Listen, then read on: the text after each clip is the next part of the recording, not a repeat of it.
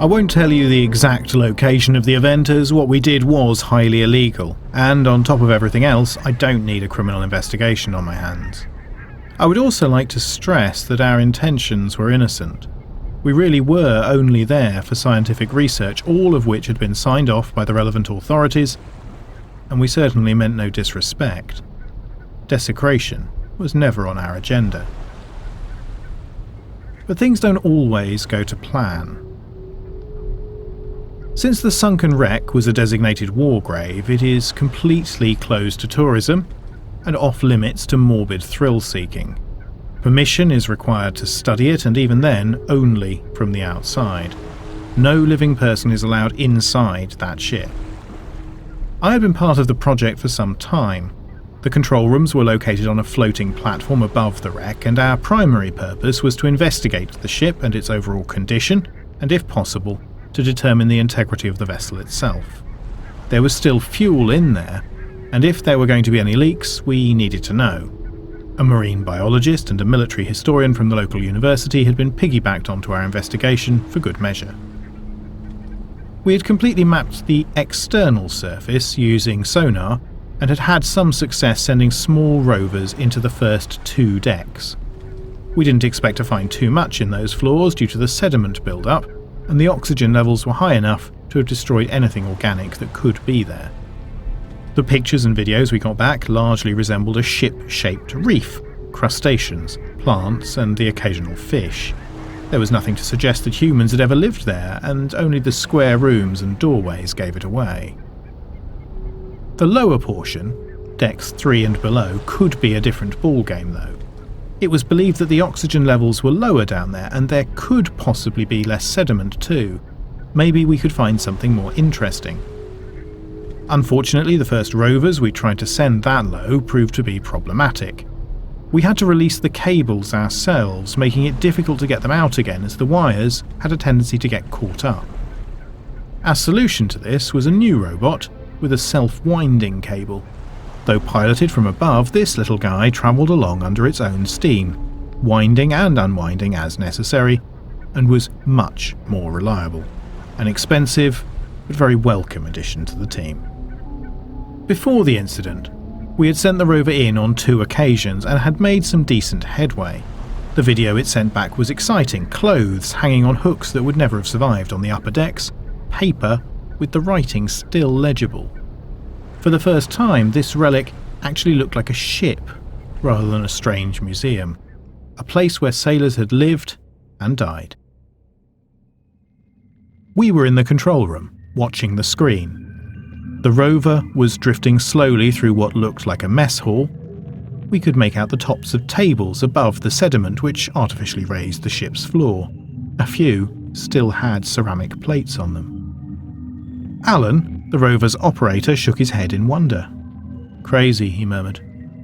"You almost expect to see people sitting there eating." Lena, in the chair next to him, gave a of agreement, her head resting in her hand as she watched the feed. "Just think," she said, "no one has seen this for 70 years. She looked up at me.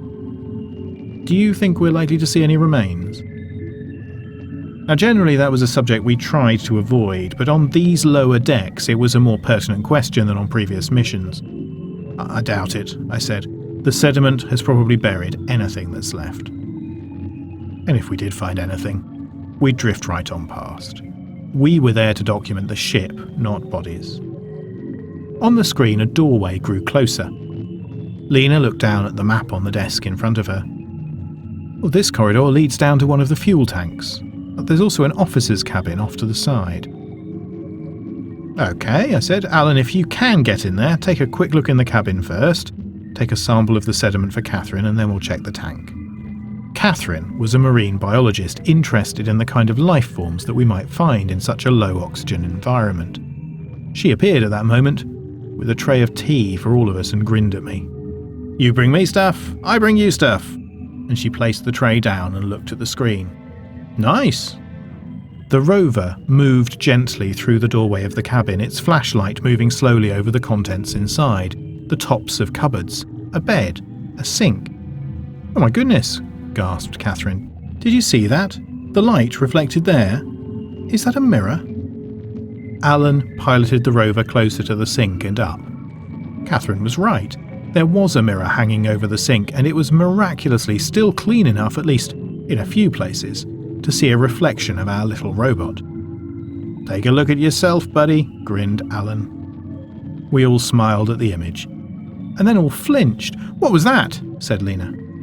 I wasn't sure, but it looked like either the flashlight had briefly flickered off, or something had passed in front of it. I hesitated for a moment, but nothing else appeared on the screen. "All right, Alan, let's get that sample and head to the tank." Alan nodded, and we watched the screen as a little metal arm appeared holding a glass vial. It scooped up some of the sediment in the sink and then retracted. The rover turned slowly and began its journey back to the door. And then, with a little jerk, it stopped moving. Alan moved the controls back and forth a few times, but nothing happened. He said. We checked the readings, and as far as we could tell, the rover was working fine. It was still receiving the signal, still trying to move, and the winding mechanism hadn't broken. "It's caught on something," said Catherine despondently.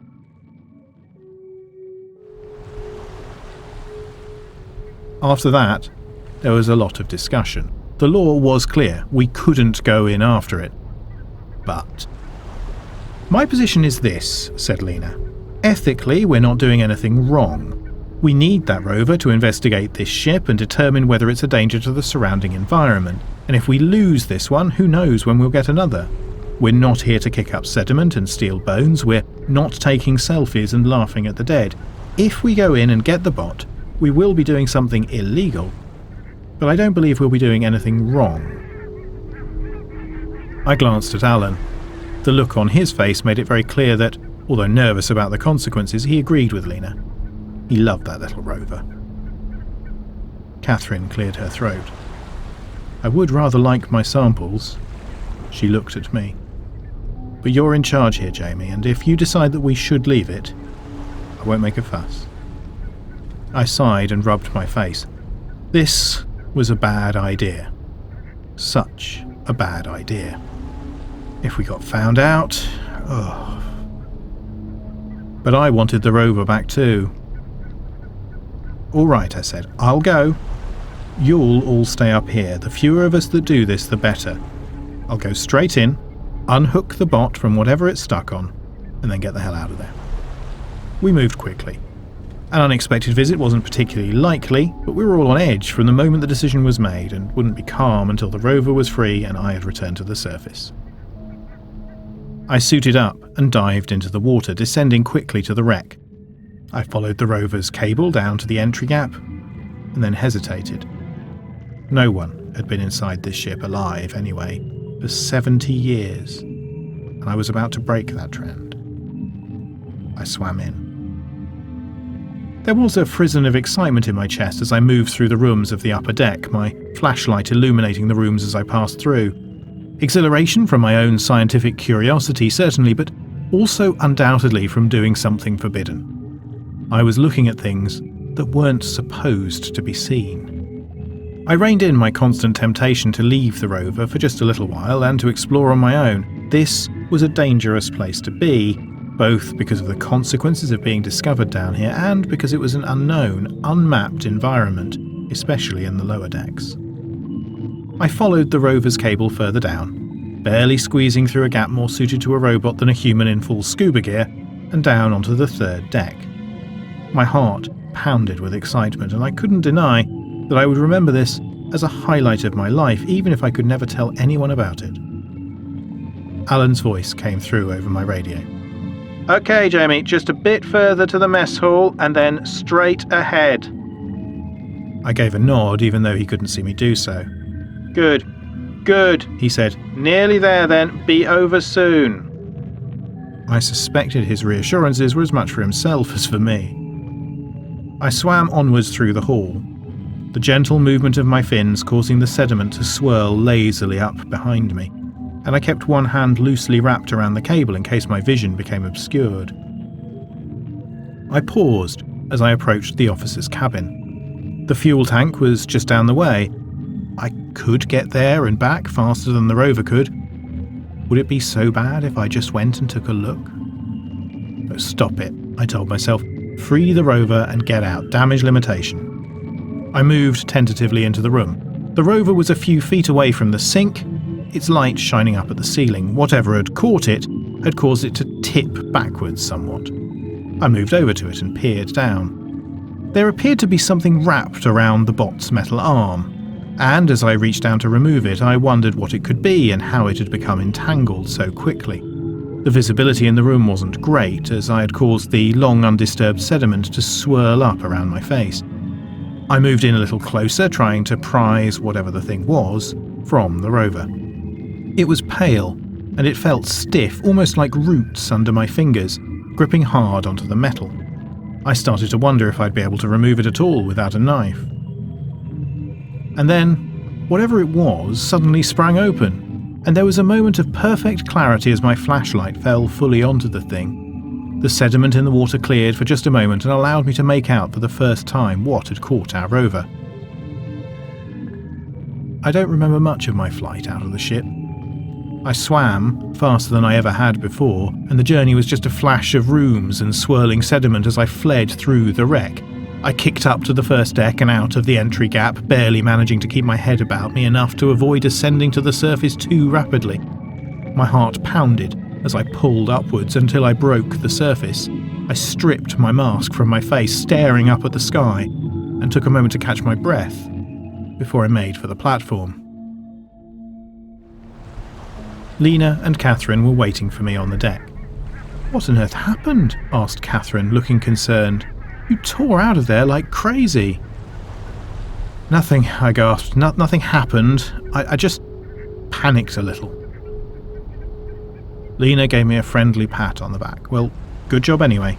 You freed the rover, and Alan is bringing it back now." I nodded, trying to slow my breathing. Lena helped me out of my wetsuit, and once changed, I joined the others in the control room. We all watched the screen as the rover documented its return journey. "So what was it caught on?" asked Alan, manoeuvring the robot out through the entry hole. I hesitated for a moment. Just some old cloth, I think." Alan nodded, then glanced at the others. "So no harm done, guys," he said. "Why don't we keep this little adventure to ourselves, yeah?"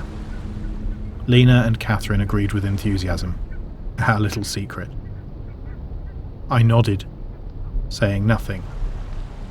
They didn't need to tell me not to talk about my illegal journey into a designated war grave, where I wasn't supposed to be, to free a trapped rover, or the sight of the cold, dead hand that gripped it.